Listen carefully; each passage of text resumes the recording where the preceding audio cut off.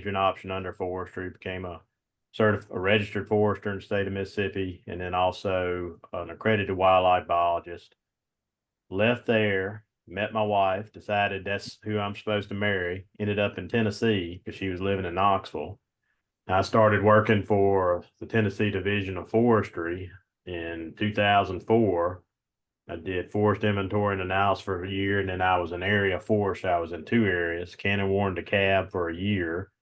And then I went to Dixon, Houston, and Humphreys for the rest of the time until 2014, when I got an invite from Dr. Clatterbuck to come here to UT to work on my PhD, specializing in hardwood silviculture.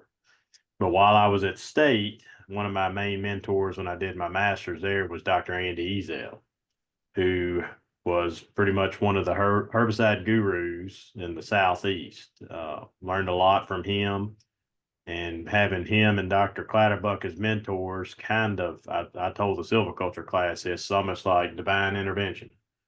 I did not plan my path to be this way, but the stars aligned. The Lord made it that it happened, and I had the tutelage of two people that were the aficionados in what they do. And now I'm doing research. I have a lot of research going on looking at herbicide applications over the top of oak regeneration. I found some stuff that doesn't hurt oak, but I got up to 90% suppression of yellow poplar. That's a whole nother presentation on that, but that's a silvicultural bombshell, as I like to call it. It could be a game changer for how we manage upland hardwood stands. But anyway, tonight I'm gonna talk mostly about non-native invasives that you're probably going to see pop up in their openings along the field edges, your fence rows. We're going to see what they are and then how to put the juice of death on them to kill them. So let me see if I can get the screen share up here. Make sure I pick the right presentation too.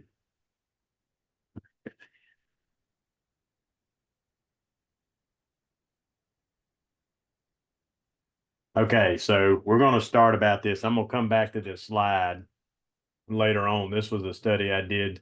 I was also at Clemson for 4 years before Dr. Clatterbuck retired. And when he retired, I said that's a chance for me to get back to God's country and get back over here in the hardwoods.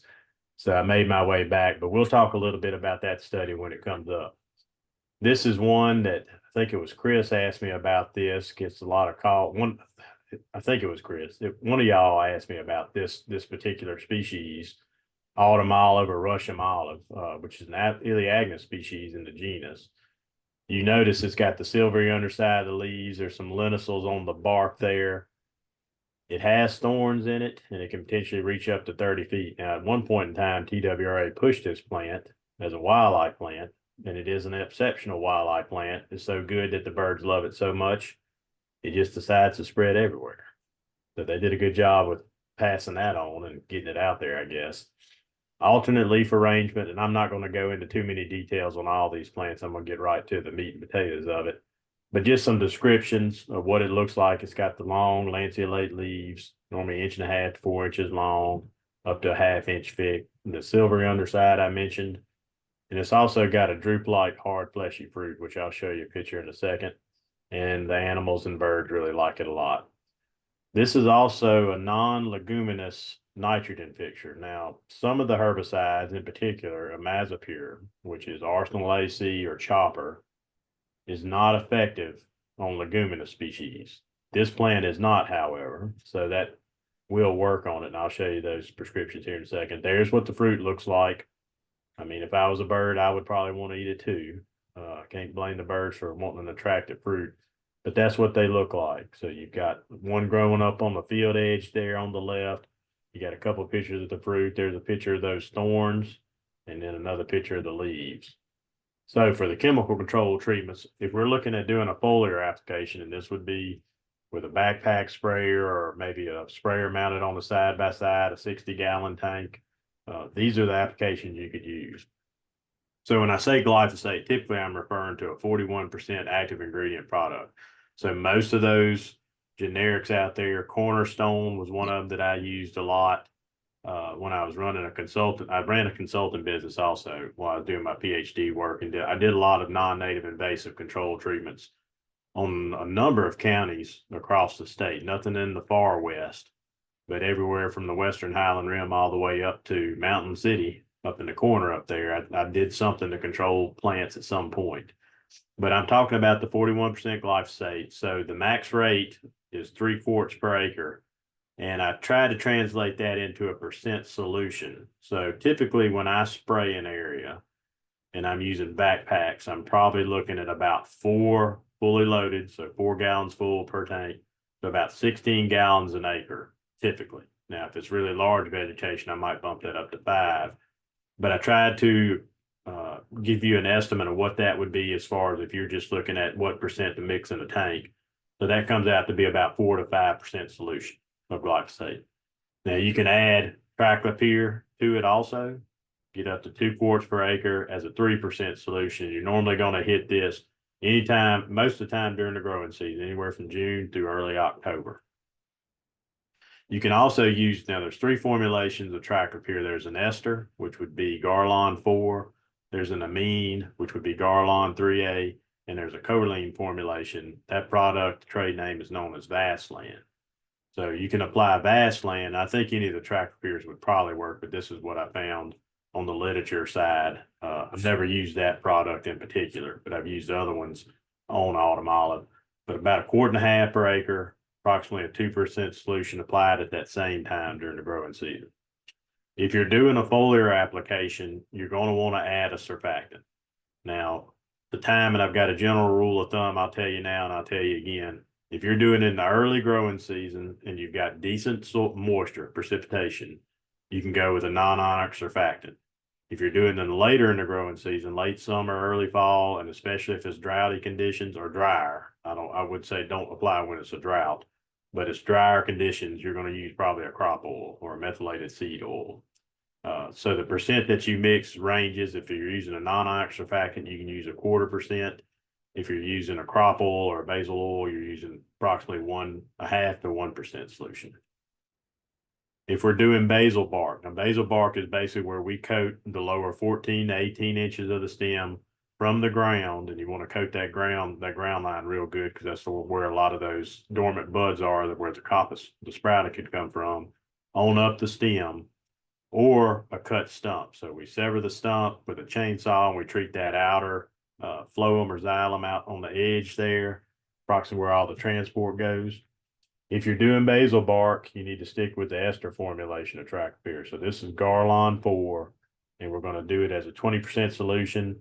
And I like to add a penetrant. So Sidekick 2 is one. There's one called Fencerow bark. But I'm going to tell you a little bit about another research project I had at Clemson. But adding a penetrant definitely increases the efficacy of the herbicide. So I definitely want to add that in there. It's not an expensive product, and it'll increase your kill rate. And then you're going to mix it in a petroleum product or a crop oil. I use diesel. I know some people may not like to use diesel for the potential effects that it could cause, but it works. You could use kerosene.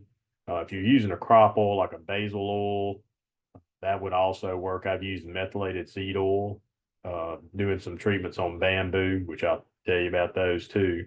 But one of those carriers, so not water, but one of those products. You can also use a Mazapure. Now, I like to use the 53% active ingredient as Arsenal AC or Polaris, which is a generic of Arsenal. And if you do that, you're going to look at 7 to 8% solution in one of those carriers with that penetrant also.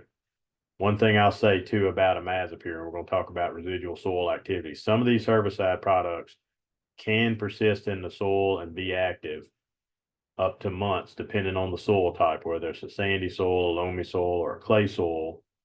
If a clay soil lasts longer, potentially up to 3 months. So some of these products, like the triclopyrs, the glyphosates, they typically do not have residual soil activity. But a Mazapure, hexazinone, aminopyrrolid to some degree has some, and then your sulfonylureas, which is sulfametron methyl and metsulfuron, and we'll talk some more about those. But just be aware of that, and I'll come back. I'll talk some more about that. So bamboo, we got bamboo coming up. I played around with it a little bit. One interesting fact about it, it has histoplasmosis, which is a deadly lung infection in blackbird species. Now, you may not like blackbirds, but it does have some environmental effects. So if it's potentially could be found in soil of infected areas, so you'll want to avoid using a bulldozer or some type of heavy equipment if you have those species of birds out there. Just an interesting fact. If you repeatedly cut this and you prescribe burn it, it's not going to significantly control it. So we're almost going towards the chemical realm, which is normally my preferred method for silvicultural practices anyway, but it won't get it done if you just looking at fire and cutting. So some of the treatments on it, if you cut these large stems and you let it grow back up to about 4 foot, then you can hit it with a foliar spray. If you're going to do that, you have to up that rate of glyphosate up to about 10% in water, and then add that surfactant, depending on the time of the year, whether it's non-ionic surfactant or crop oil, or you can use Arsenal AC as a 1% solution.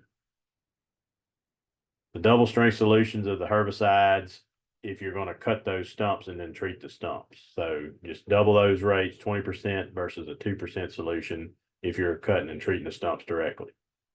Velpar products, these are hexazinone. There's another product out there called Velasa. I played around with it some on some site preparation experiment I had on the coast in South Carolina. And I've done some stuff with it on the bamboo, which I'll talk a little bit about that. But they do have a product called Pronon, which is a power pellet, which is a hexazinone, and it can be done in a grid pattern also. But this is basically a soil treatment.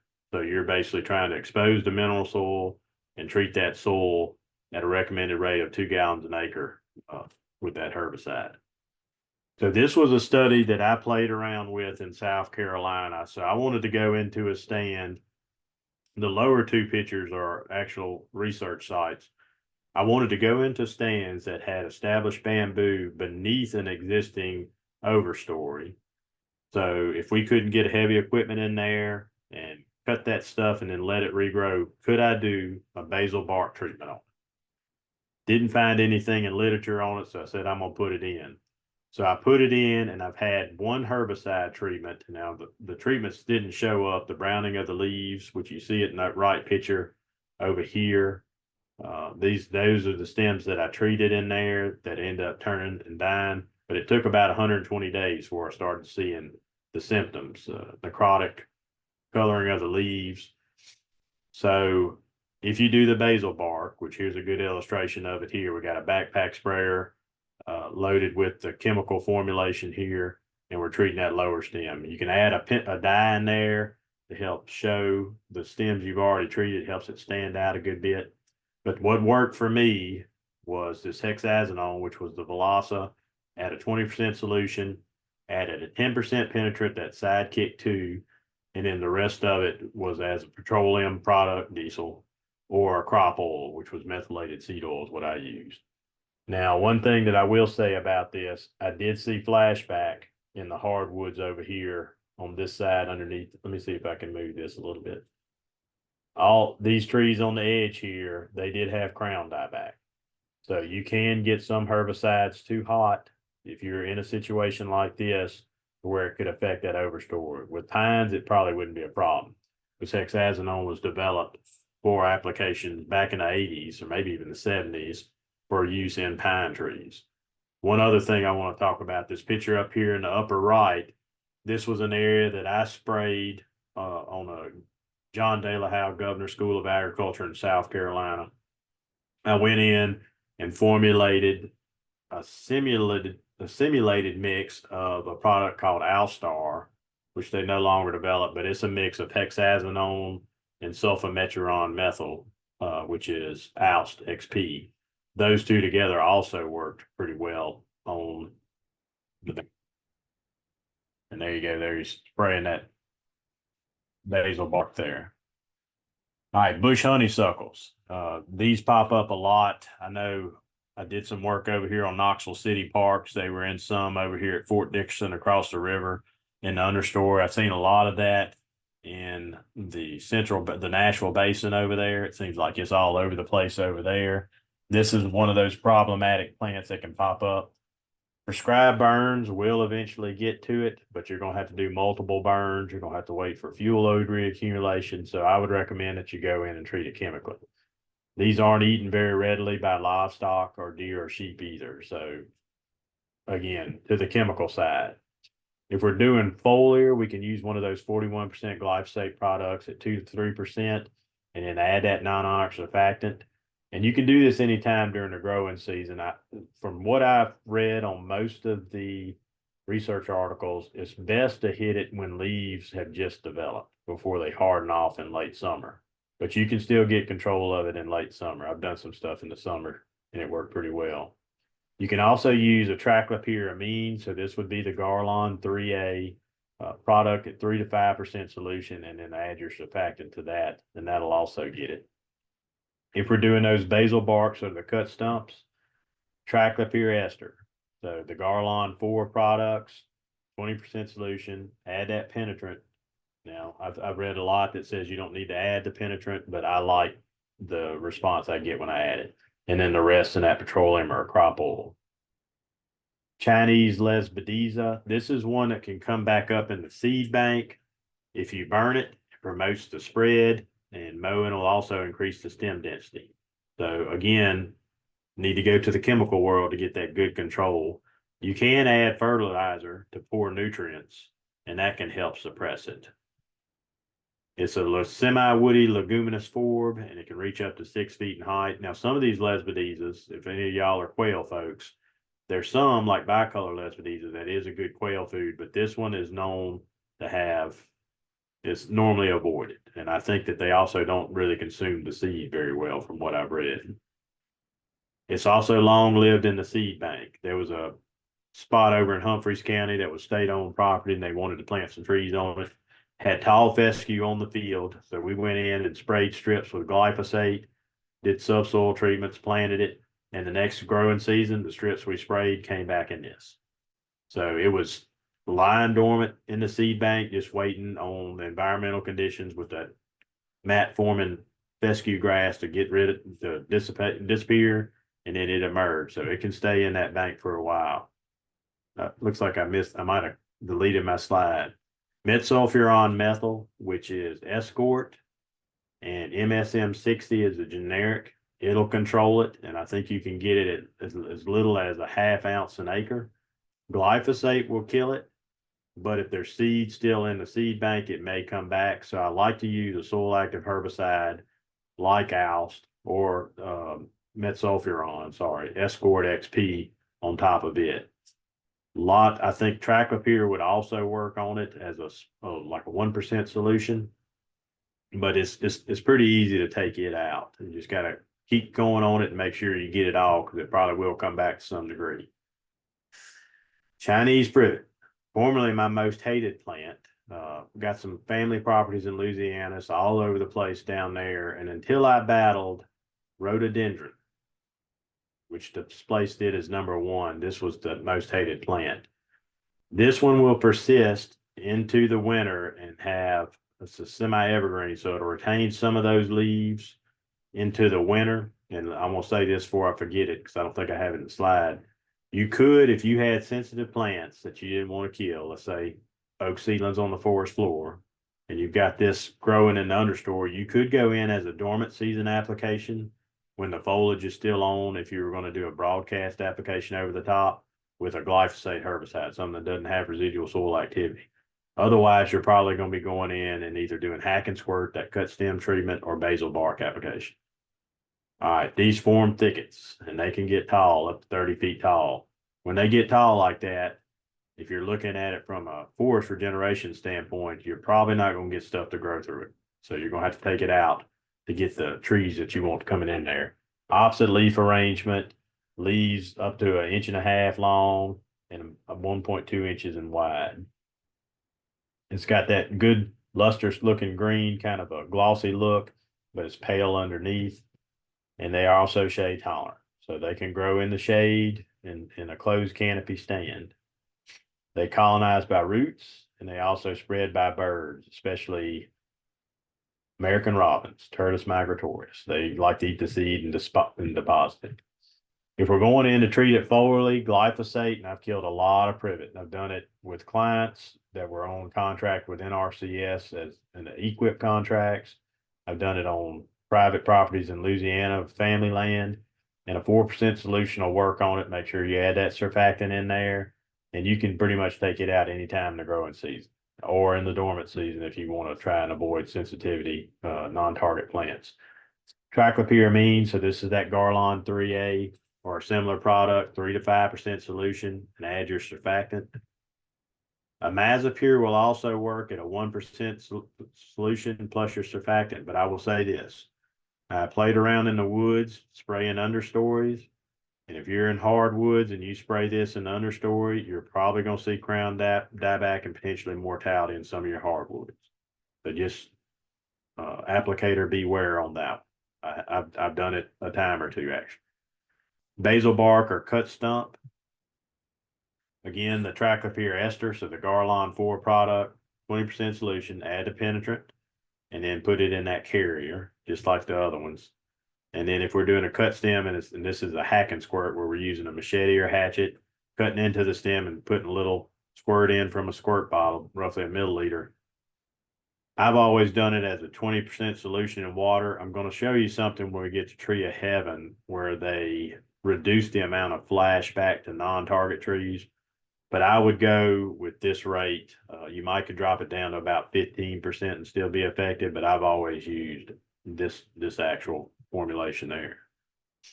English ivy had another treatment over on the Clemson Experimental Forest, and these two pictures on the left here are both from the treated area. And there's two forms of English ivy. You've got the ground cover, which most of us are familiar with, but if the trees get in there and it gets shaded, it could grow up and become aerial vines, like these two pictures here. So the picture on the right, we had a lot of trees that were infested, just like that one had. I think it had an average of 15 stems per tree, if I remember right. Common in urban settings, old home sites. It can be out there. And the problem with this one, it has a waxy cuticle, so that can reduce absorption into it. If we're going to treat it foliarly, so we have to up that glyphosate to 5 to 6% solution, and I would add a crop oil on this one. So you might even bump it up to 1%, but that crop oil helps with penetrating that waxy outer cuticle layer. So instead of a non-oxidant surfactant, add a crop oil. Metsulfuron methyl, so Escort MSM 60 at 3 ounces an acre. This is another one of those that can kill overstory trees. So if you're in hardwoods, pines are okay, but if you're in hardwoods, I would probably advise not to do it because you're probably going to see crown dieback and potentially mortality of individuals, even larger trees. So judicious use on that one. Cut stem. Looks like I left that one out. If we're doing a cut stem on this, use the Garlon amine formulation, the Garlon 3A, and I would probably do it as a 50% solution with water. If we're doing basil bark, I'd do a 20 to 25% triclopyr ester in that petroleum product, crop oil, and a penetrant. On that study at Clemson, I only had one effective treatment. I tried aminopyrrolid, which is Milestone, and there's another triclopyr product out there. It's a triclopyr acid. It's called Fencerow. I don't think it's a super new product, but it's a newer product that I hadn't heard of until I was at Clemson. And I got a 2.5 gallon jug from a herbicide distributor salesman that said, try this out there on some of your research. That formulation right there with the penetrant in diesel was the only one that worked. I got about 85% control on those vines of the picture I showed you, but the other treatments that didn't have, well, the main difference was adding Sidekick 2. So I got a lot better kill. Without it, I think I was around 30 to 35% control with just the triclopyr ester or acid in diesel. So make sure to add that penetrant. Dr. Pierce, I got a question. Okay. Is on that English ivy, I get a call or two a year. Like you said, it was common in urban settings. Yeah. If we're doing that around, the hardwoods or around homes where there might be other landscape, we probably need to use that glyphosate treatment and just, not get on the desirables that are there. Would that be a best option for that English ivy? that's what I would do. I would use the glyphosate. It's got the least residual soil activity. I did on my PhD study, I did see stunted growth when I tried to release some oak and yellow poplar seedlings in a clear cut, but it didn't kill them. It just stunted the growth. So Okay. you're probably going to have less what we call flashback with uptake of non-target species. Okay. All right, Japanese honeysuckle. So most of those triclopyr herbicides with a surfactant as a 1 to 2% solution will work on it. Glyphosate also does real well as a 3 to 5% solution. And just like the question you just threw out there, if non-target plants are an issue, I would use the glyphosate. The only problem I really have with triclopyr, and I've seen this when I was spraying in the summer, is the volatilization of the ester. And it can float up and be absorbed into overstory trees. So if it's really hot, you're supposed to avoid applications. Like when it's close to 90 or above, you want to probably go with something different. If it's cooler than that, say below 80, you're probably okay from volatilization. The escort, that metsulfuron at 2 to 4 ounces an acre, but again, beware of sensitivity with plants. If it's just a total infestation and there's nothing else there, no problem using the escort. Otherwise, I'd go with the triclopyr glyphosate. If you're going to cut the vines, if they're big enough, you could use the Garlon 3A as a 20% solution to just treat that outer ring. Kudzu. So we all know what it looks like. I don't need to describe it. Wet all the leaves. Now that John De La Howe Governor School of Agriculture, I did have some trials out there where I had 6 or 7 different herbicide treatments. I'm going to show you some pictures, but I've got one herbicide that I think is hands down the best on it, but I'll show that in a second. If you're going to do it foliarly, hit it late summer, July through September. You can use Toradon, which is a picloram product. If you're not around water, all the picloram products are restricted use herbicides. So you cannot put them around standing water, or if there's anywhere where you could get into the groundwater, you don't want to use the picloram.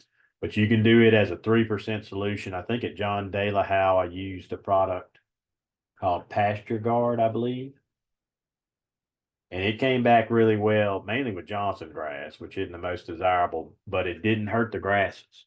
So we were able to get a forage base, which they weren't running livestock on it, but it reclaimed the field in that section. But that's one of the options.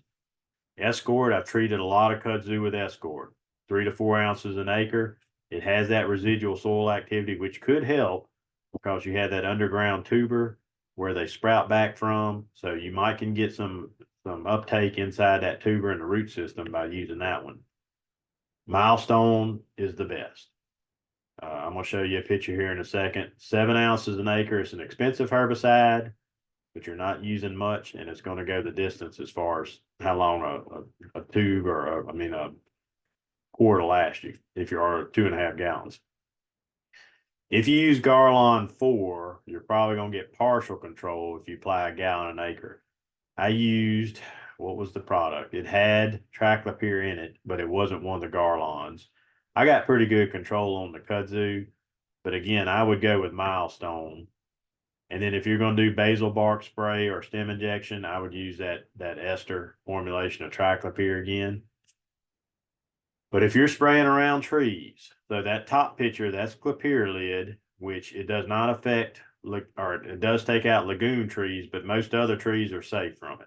So if you've got it growing on the field edge or inside of a tree line or that fence row, you want to take out the kudzu just in that area, clopyralid's a good one. 1 to 1.5% solution, so that's a 1 to 1.33 pints per acre, or that aminopyralid at 7 ounces an acre, but avoid foliage contact with desirable trees. The lower picture there, they had a number of white oak trees that were open grown in that field on John De La Howe. That is the only herbicide that I partially sprayed vines that were climbing up trees. We could reach about 10, maybe 12 foot with that sprayer we had, but it's the only one that killed the vine all the way up the tree. Every other time I've treated kudzu, doing it for clients, I've had to go back, sever the stems, and treat the stubs. But aminopyralid, at least from that one experience, it was the best I've ever played with. So I would highly recommend Amino Purulid, and that's Milestone is the trade name for that. Mimosa. So we've seen these. There's a lot of those in Middle Tennessee. I see a good bit of them there. This is a legume. So the arsenal won't work on this one if we're doing hack and squirt, but I'm gonna tell you what will. They can reach up to 50 feet in height if they're really growing. Interesting fact about this one, the seed contains a neurotoxin, which could be hazardous to livestock. Just found that out today, looking through literature. So if that's growing on the fence line and you've got livestock, you probably want to take it out. It's kind of like I guess similar to black cherry. It has digestive issues with the black cherry, but if they eat those dead branches, the seed can remain viable or stagnant in the soil for a long period of time, and it rapidly grows once it breaks out of dormancy. So that Clipchamp that I showed you on the tree lines, the product, one of the trade names is Transline. There's a Clipchamp 3 from Aligar down in Opelika, Alabama. They produce one. Treat it as a 50% solution. This is if you're doing a hack and squirt with roughly 3 to 4 inches between the center of the cuts.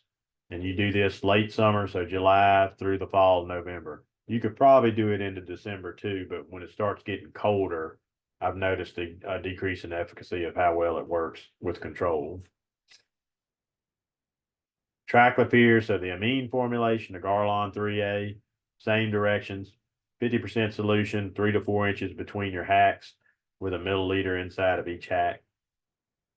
And if you're going foliar, you could do a 1 to 3% solution and then add that surfactant.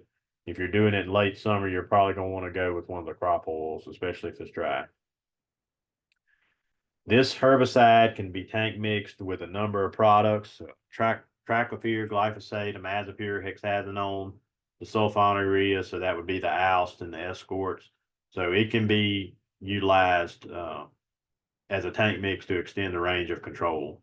I've sprayed that one over the top of natural oak regeneration inside of a shelter wood, and it didn't hurt any woody species outside of maybe legumes, but I didn't know that I didn't quantify the legumes on the study, but that's a pretty safe one on trees other than the legumes. And then your traclopyr ester, you can go in at 1.5 to 2% solution and add a surfactant to it also. Multiflora rose and some of these other non-native roses, we all seen those. They can form dense thickets in the understory. The rose hips or the seed are consumed by birds and spread through their digestive tract. They persist in the shade and they can form dense thickets. In the woods, I've treated a number of lands that had some of these. The last one I remember doing was in Jonesboro. Had a lot of it in the understory. And one thing I noticed about that plant, if you wait later in the growing season, it appears to lose foliage. And it was a problem for me that I had to go back and repeat the application because I don't believe I had enough active ingredient absorbed because I didn't have enough leaves. So if you're going to treat it, I would treat it probably earlier in the growing season, probably May, June, July, before, because it's for some reason it appears to reduce its density of foliage. So if we're going to hit it with something, we're going to wet the leaves foliar. Escort, now this is a soil active herbicide. Again, in hardwoods, I wouldn't use that one, but if it's out somewhere on a field edge or somewhere, or maybe a fence line, if you want a real clean fence line, 1 ounce an acre will do it from April through June. You can use Arsenal, which is also a soil active herbicide. Again, I wouldn't use it under hardwoods. Either one of those is fine under pines or a Fencerow. 1% solution, April through September. Glyphosate, 4% solution, April through September. Probably going to have to do more than one application though before you get good control of glyphosate. Traclopyr, any one of those products, 1 to 1.5% solution at the same time. If you do basil barks, again, go with that traclopyr ester at 20% Garlon 4 solution in a carrier. And I've done it. I don't think you necessarily need to add the penetrant. If you have a bark species you're trying to target, like some of these woody vines, or maybe woody hardwoods, if you're going in to do a site prep release for natural oak regeneration or something, I would use it for a bark species. But a vine, they're pretty easy to absorb, or these roses, so I wouldn't worry about necessarily adding a penetrant on that one. Nepalese brown top or Japanese stilt grass. Prescribed burning will promote the seed spread. You won't eradicate it with fire at all. In fact, you'll help it. I've killed this many times with just glyphosate as a 2% solution in water. And then you can add a surfactant, hit it in the early summer. You could probably do it late spring and still get good control too, but normally late summer. And then try and treat those plants when they're young. So hopefully before they really get real well established and before they actually form seed heads. Metsulfuron will work on it. Again, the hardwood warning. Sulfametron methyl will also work. Now, this one is safe on hardwoods, with the exception I've seen sensitivity with black cherry. But I mean, if we're managing fence rows, we probably don't want black cherry anyway, especially if we got livestock. But there's a number of products out there. The trade names: Alst XP, Spider, SFM 75, 2 ounces an acre, early March. So right before everything starts to break dormancy, you can put that out at that time. You can go in and hit it with a 2% solution of glyphosate May through October, but it's also probably going to need those repeated applications. You can go in with grass selective herbicides, so clethodim, phenoxyprop, or cetoxidin. I think the last one is select clethodim. Can't think of the trade name off the top of my head. And phenoxyprop, I think, is Gold 2XL. Effective as post-emergent sprays, so you could spray them after they come out, and you can also add glyphosate to any one of those to extend the level of control. Oriental bittersweet, so this is another vine species. You could probably fit winter creeper in with this one also. As far as the treatment that'll control, they both have those waxy leaves, somewhat similar to that English ivy. Wet them with herbicides from late summer, July through October. The Garlon products are good, or the glyphosate, but you up it a little bit to a 3% solution. If I'm going to hit that with just glyphosate, I might actually bump that up more to a 4 or 5%. I've seen those waxy leaf plants, the vincas also, I've sprayed some of those, and you need a little bit stouter cocktail to take those plants out to have those waxy leaves. If we do a basil spray, we could use that Garlon 20%, or we could do stem injection on if we got large vines going up the tree. You could use Arsenal AC on that one. If you're going to do that, you could probably get by with a 15% solution in water, and pretty much one hack will probably do it unless you got vines over 3 inches. Then I'd hack them with 2. Royal Paulownia. So these trees, there's 2 different types of Paulownias. This is the one that's non-native invasive. There's another one that's more ideal for timber production. I can't remember the name of it. I can't remember the Latin on it. But there's 2 different Paulownias. This one is the invasive one that climb up to 60 feet in height and reach 2 inches or 2 feet in diameter. Opposite leaf arrangement. The heart-shaped leaves really stand out. They're normally 6 to 12 inches long, big leaves, and 5 to 9 inches wide. They'll be glossy, gray-brown, and they'll have lenticels on the stems with little white dots. Colonizes from root sprouts spread by the wind and water dispersed seeds, and is prone to invade after you have a disturbance. So fire, timber harvesting, storm damage with the straight line winds, tornadoes we have in the spring, they can come in and invade. That's what they look like. I've got a study site now in White County that's supposed to come back with this Royal Paulownia. It's going to have Tree of Heaven on it. It's going to have Chinese privet on it. I'm going to have poplar in there, and I should have oaks, both planted and natural regeneration. I've got a couple cocktails I want to try on it. I think that I gotta find out through research, but I think I found one that worked on the poplar, and I have a theory that some of these faster growing species with these really rapid rates of growth, like poplar, the Paulownias, the Tree of Heavens, I have a feeling they may be more susceptible to herbicide, where oaks are more conservative on how they grow. But I'm going to try that. I'll have to let y'all know how that turns out. We're going to install that maybe in April, do sprays in May, and then do post evaluation 60, 90, 120 days after treatment, depending on when I get out there. If we're going to do a cut stem, Arsenal works well on it as 20% solution. And again, that's 1 milliliter per hack. And you do 1 hack for every 3-inch increase in diameter. So if it's 3 inches or less, 1 hack. A 3 to 6 inch tree, do 2 hacks on opposite sides. 6 to 9, 3 hacks on alternating sides. If we do triclopyramine, so this is the Garlon 3A, we do it as a 50% solution, 3 inches between the center of the cuts. Basil bark, again, the Garlon ester is a 20%, just like the other ones. And I would add the penetrant because it does have some bark to it. And then if we're doing a foliar spray with glyphosate, hit it with a 4% solution and add a surfactant. Imazapyr can be used at a 1% solution with surfactant.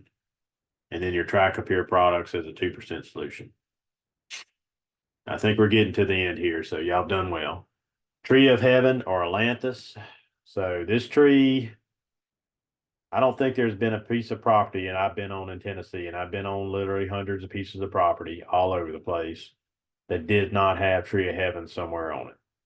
Deciduous tree, 80 feet in height, up to 6 feet in diameter. That job I was telling you about in Jonesboro, it had a patch of them where I think some straight line winds had laid trees down, and they were massive trees. Had to ring girdle them and put herbicides inside of those cuts. But they can get big, and a mature tree can produce up to 10,000 seeds, which can really spread through an area. And they also spread by rhizomes and the rootstock, or by rootstock.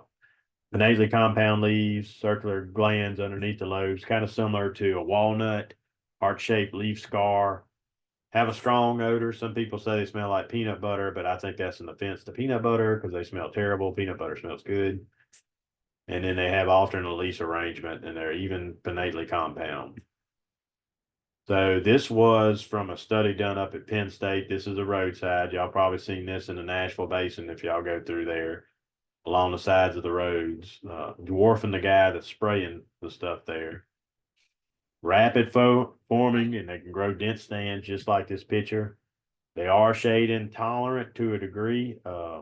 I've seen them somewhat grow in shade, but typically they got to have the sunlight. They have allelopathic tendencies, which means they release chemicals into the soil to suppress other vegetation that grows around them. Colonized by those root sprouts, fed by wind. And then the seed are produced on plants as soon as they reach 2 to 3 years of age. So they are reproductively viable really quick in life. There's the leaf scar, the heart-shaped leaf scar in the middle, the bipinnate, the compound leaves on the other two plants. And this picture over here is a little blurry, but you can kind of see the red stems on it. Kind of look like sumac to some degree, but if you break one open, you'll smell the odor and you'll know the pungency comes out. So there's a number of things that we can treat them with here.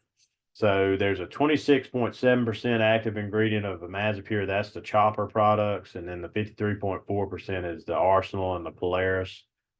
You can hit those with a 0.5 to 1% solution and get it out with a foliar spray. I would do that in the latter half of the growing season. So probably August, September, October. If you hit it with glyphosate, keep it a little high at the 4 to 5% solution and add a surfactant. I would add a surfactant to the imazapyr as well. Same time, you can do it with the triclopyr products. You see the rates there, or the ester, the rates there also. Drier periods of the year, use that methylated seed oil or a crop oil as opposed to non-onyx surfactant. If it's wet, it's not as much a problem. But if those plants aren't transpiring, they're going through moisture stress, they're probably not going to open their pores as much to where they can be absorbed. The herbicide can be absorbed into them. On the hack and squirt, let me move this over. Arsenal works really well on it. One of the studies I saw, flashback is when we have indirect uptake of adjacent trees by trees that we treat. And this study looked at reducing the amount of active ingredient down to 5 to 10%, and they got good control with 1 to 2 inches between the cuts. So they're not spacing them as wide as when you do a 20%, which is 1 hack for every 3-inch increase in diameter. These are closer cuts, but you also have less amount of active ingredient you're putting in each tree. So I don't know when it boils down to the end how much different as far as the amount of active ingredient you're actually putting out in each tree. But they appeared to say it didn't have as much flashback potential as if they were using a 20%. July through November on that. You can also use the Garlon 3A or the triclopyr, which only has 1 R in it, but I misspelled it. 50% solution, or you can use Toradon product, Pictoram, Pathway, Tordon RTU means ready to use. If you use either one of these, you use it undiluted. So you don't mix it with water. 1 milliliter per cut with 1 to 2 inches between the cuts, and you can do it in the same time of the year. If you have stems greater than 6 inches diameter, then I would recommend breaking out the chainsaw and do a double ring girdle and maybe put herbicide in the lower girdle. Or you could do a double girdle with no herbicide. But if you're doing tree of heaven, it's going to come back from root sprouts, so you better add the herbicide. If you sever those stumps, you need to treat them as soon after stem severance as you can before they compartmentalize and kind of cauterize that. I don't know if that's proper terminology, but make it to where that herbicide can't be taken into those plants. Avoid treatments during droughts or if the temperatures drop below 40. Move this back over.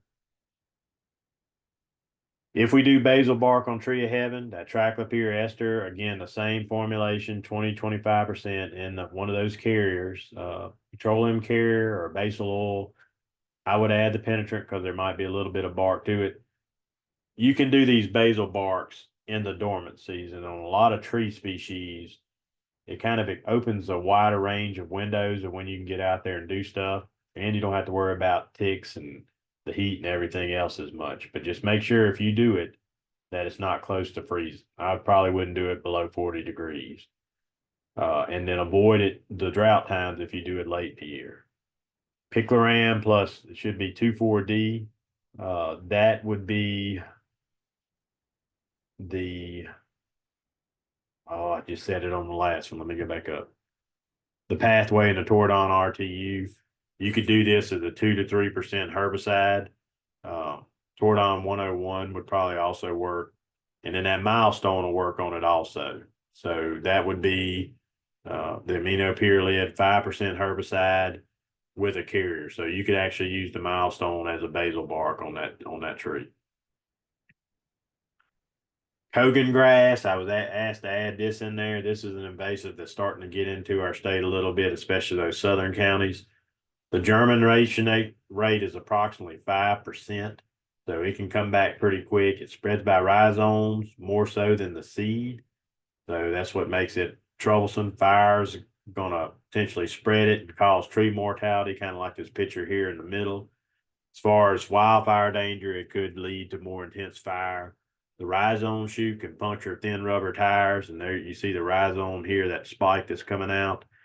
And this will be in bloom from April through May. So it kind of looks like Soteria, which is foxtail, which is a desirable native plant, especially for doves and some of the songbirds. But it'll be a big fluffy plume tail. You see a carpet of this out there, it could be Kogan grass.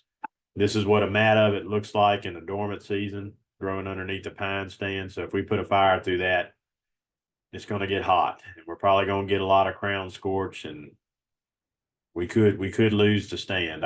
One time I burned a stand of pines, and it got really hot because there was a lot of slash. It was after thinning. Most of the crowns turned brown, except there's a little bit of green in the top. They came back. They may have lost a significant amount of growth that year, but just recognize that could happen. If you treat it, you're going to probably have to have at least 2 treatments before you get good control on it. If you're doing spot sprays of clumps of it inside of an area like an acre or so or less, that 41% glyphosate at 3 to 4 quarts an acre, which is approximately a 4% solution in late summer, so August through October. If you're doing site prep or it's inside of merchantable pine, you can use that Arsenal or Polaris at 2 pints an acre, and I would add glyphosate to it and apply that in the early fall. Same rate, that 4% solution. If it's growing in loblollies that you planted, 54% imazapyr at 6 to 10 ounces an acre, and then add a surfactant and apply it in late summer. This doesn't really apply for us much, but I put it in there just in case somebody was listening to us from a coastal state. If we've got slash or longleaf out there and they're seedlings, we drop that rate of imazapyr because they do have some sensitivity to imazapyr late summer, and do not add a surfactant because that will help with uptake, and that could lead to damage to those trees. If those trees are over 2 years old, 12 to 14 ounces an acre without a surfactant. So you can up it if they want to get a little older, but again, don't add the surfactant. This is the last one, I promise, I think. Giant hogweed. This is one of those new plants that's coming in the east. It's got some issues with it. It has phytotoxic causing phytophotodermatitis in people. So skin rashes, some severe allergic reactions. From what I've understood, it's mostly in northeast Tennessee, can reach heights of 16 feet. It kind of looks like a giant ragweed, sort of, with those leaves. Reddish purple splotches. You can see it on this picture here on the stem. Coarse white hairs. Flowers in 3 to 5 years and 20,000 seeds on average per full grown plant. Hit it in the early stage when it's only got 2 to 3 leaves on it. Seems to be the best as far as the research is out so far. Triclopyr ester, so that Garlon 4 at 55 ounces an acre, approximately a 2% solution. Piclorama also work on it, Tordon 22K at 15.4 ounces an acre. And then you can also get a premixed product called Clearview, which has aminopyrrolid and metsulfuron methyl in it. And you just need 2 ounces an acre for that. For glyphosate, slightly less control as those above, but it did work to a degree at 25.7 ounces per acre. I had to convert the metric to English, which I hate having to do that, but I had to do it a lot because scientific literature always does their manuscripts in metrics. But anyway, approximately 1% solution. I would advise to increase it a little bit if you want to really gain a little bit of better control. Those come out of a thesis out of Ontario, Canada. I guess that's one of the first places it landed. So here's a breakdown of all the herbicide that you can use on top of that hogweed, glyphosate, and pretty much everything I just said. That's the amounts in table form. Some considerations. I talked about flashback already. Here's that picture of the bamboo stand. And you can see how I got crown dieback along the edges. The trees on this side are healthy, but these right along the perimeter that probably have roots that extend inside of this bamboo, they probably had some uptake and they're being affected. So if you're out there and you think that you're treating, let's say you're treating a tree, it could have root grafts. If you're using those residual soil herbicides, so the imazapyr, sulfonylureas, hexazinone, picloram is also soil active. You could get flashback. I've seen it on a Clemson study in swamps. I had a rep on Savannah River Swamp, the Wateree River Swamp, and another floodplain up near the North Carolina line. And I saw indirect uptake inside of various species of trees, 3 primary ones, but just be aware of that. So think about that when you're out there applying and what you're going to select for your herbicides, depending on the application and what your sensitive plants are. If you're in a bottomland or a flood prone area, picloram's out of the picture because it is a restricted use with water areas. And the sulfonylureas also have a tendency to move a lot in the water, in the soil profile. So the Alst and the Escort, SFM 75, the Spider, you don't want to use those in those bottoms either. And then the last little thing here on weather, avoid applications during droughts. You're going to have lower uptake of the herbicide by the plants. Make sure the air temperature is right. So I say below 60, really 40 is probably the max threshold. But typically we want to be in that sweet spot somewhere between 60 to 80 degrees, but definitely not above 90, especially if we're using that ester formulation of triclopyr. And beware of potential rainfall. And we're talking about rain fastness with how long that herbicide needs to be on the leaf surface before it can be absorbed. It varies by herbicide. It could be anywhere from an hour on up to potentially 8 hours or more, depending on what we're using. But that really plays into summer pop-up showers. Had it happen on a research site over in South Carolina, and pretty much the herbicide treatment became ineffective because it rained within an hour after spraying. But be aware of that. So look at those weather forecasts, and then also high wind speeds to avoid drift, non-target impacts from drift landing on outside of your spray zones. proper use of appropriate surfactants. I said at the beginning of this, I've got a video on surfactants, and it includes everything from ammonium sulfate as a water softener if you've got hard water, emulsifiers, the non-oxidant surfactants, the penetrants, the whole gamut of everything you could use, but you need to make sure to use the right one. And the general rule for everything I said here, if we're doing early growing season, normal precipitation, use that non-oxidant surfactant. But if it's late summer with dry weather, go to your crop oils like the methylated seed oil, etc. That is it. You survived. So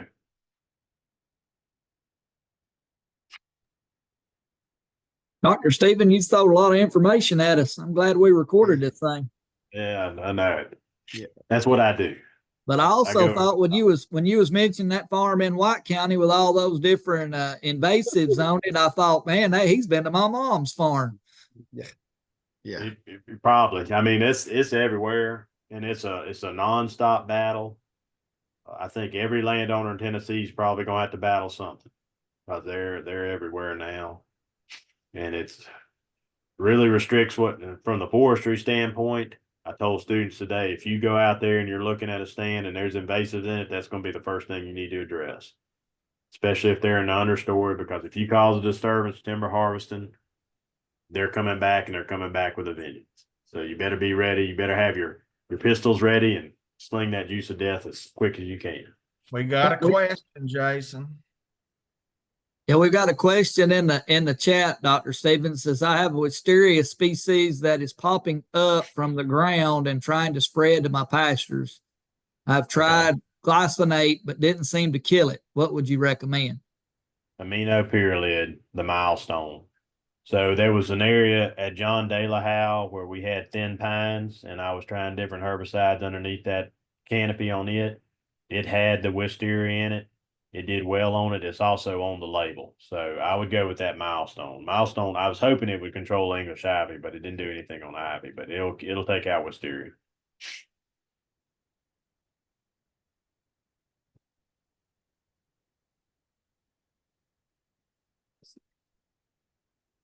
Trying to stop sharing here.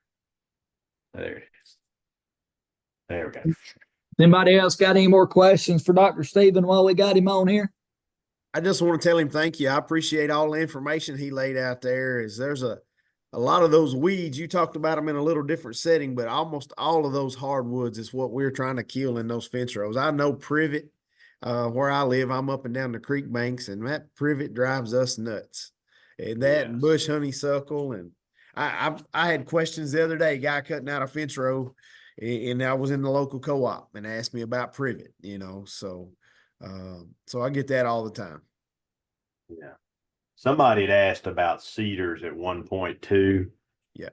Because that's one of them that's out there and needs control. So Picloram, now not all the Picloram products, but I think Tordon 101 will control it as a foliar spray. And I believe it may have been Krenite with metsulfuron. That Escort, I think, was another cocktail that might control cedar. That's one I need to dig on a little bit more. I've looked at it a little bit, but I can't verify for certain. But that was one I probably should have put in. It's not a non-native. And I want to mention, I know you mentioned the Triclopyr product. There's a lot of generic Triclopyrs, and then a lot of our pasture guys are probably familiar with Remedy, which is yeah. And it's very similar to the Garlon 4, I think, if you look at the percentages. So yeah, that's the one I sprayed on the kudzu study at De La Howe. Okay. That's the one I couldn't think of. Yeah. Now there's also some aquatic products out there. I didn't mention that, and I don't know that anybody would be dealing with bottomland situations, but the rodeo is the aquatic glyphosate, and there's an aquatic triclopyr out there also. I can't think of the name of it off the top of my head. But if you're in a situation like that where you're restricted with water, those would be the options you'd probably lean towards. Is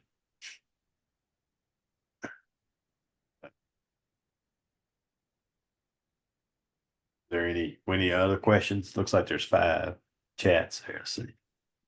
Yeah, and I will make a comment while we're looking at the chat is if there's anybody that need pesticide points, if you didn't put your chemical number in there, if you're a commercial applicator, we got commercial applicator cards, you can put your name and put your commercial applicator number in there, and we will make sure that you get registered and signed up and get your points for viewing the meeting tonight. But make sure you put that in the chat box so we know that you need those points.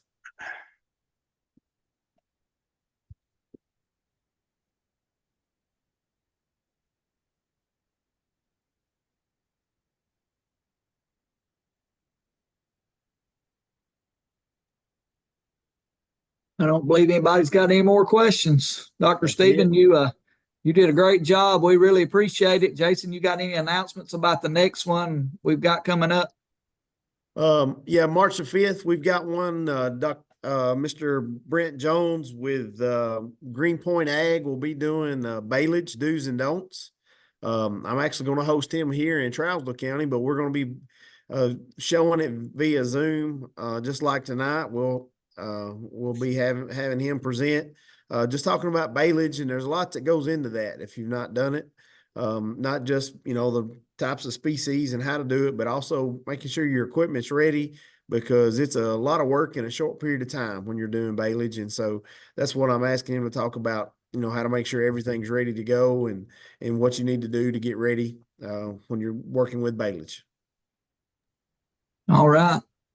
Dr. Stephen, we really appreciate you again. Like I said, we appreciate all the work you've put in for this, and it was definitely, I know it helped me.